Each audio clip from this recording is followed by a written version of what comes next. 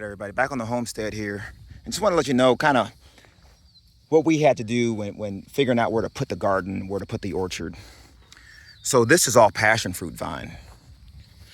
Grows native, it grows wild here. We'll be picking it in November if we want to, but there's passion fruit vine here, and then there's a big sand plum thicket back there at that tree line.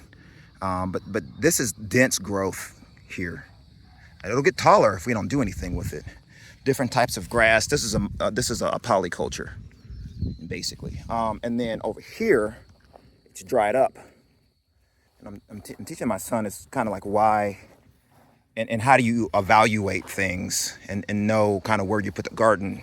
And you can do soil probes and whatnot, but a really easy, fast indication sometimes is to just look at the plant life and what the plant life is doing. So that's real thick, green, 1.5 feet, 2 feet tall. This is about a foot or less scraggly, and I'm just going to show him the reason why. And so this is the reason why.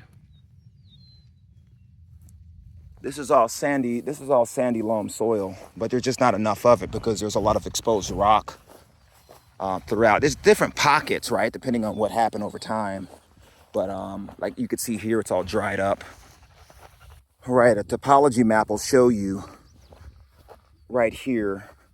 It's more rock, more exposed rock. But a topology map will show you, and what we did in our initial design meetings was that the ground gets deeper starting around on the other side of these, right where the bushes are actually. But you can see the effects of that here. So it's a complete change in soil, and there might be some deeper parts right there too, where it's a little bit greener. But so when you're locating a garden or an orchard, the best way to do it is to just look on USGS website to figure out what the soil type is, if it's stony, if it has a lot of rock in it, or if it's heavy clay, and then so that's all this. This is 5 to 7 foot deep, and there might be some places here where it's not like that, but the lawnmower keeps getting caught on the grass because it's real dense in a lot of these spots. It's real dense. So this is the beginning stages of the orchard. So we have 1, 2, 3, 4, 5 rows. Now these trees are going to be 20 feet wide at maturity, 15, 20 feet wide at maturity. So we're kind of planning for that. Now in the middle of this, before they hit maturity, we're going to be planting bushes and shrubs in between them.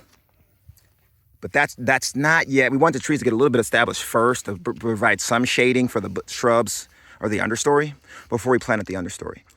You always want to start with your trees. Now these are mostly apples and pears. Being hardwood, they grow a little slower. So you want to start with your overstory first in your design. This is some stuff that we use to solarize. Today I'm gonna transport that out of here. I got the lawnmower down there, and I'm gonna be cutting this all down so that we can walk and not walk over snakes, because there's a lot of rattlesnakes, and we saw one a couple days ago. So so this is all different kinds of apples, plums.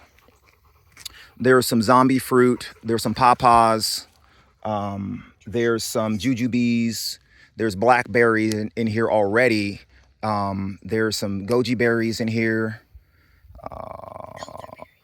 There's elderberries here now. But we're going to put more underneath all that. We're going to have 2 or 3 more layers once this is said and done. But yeah, you start with the soil. So, and this is a blackberry thicket. I'm going to be picking from this. So let me see if there's blackberry. All right, so it's just a native.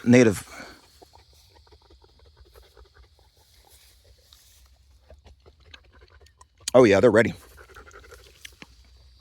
So it starts today.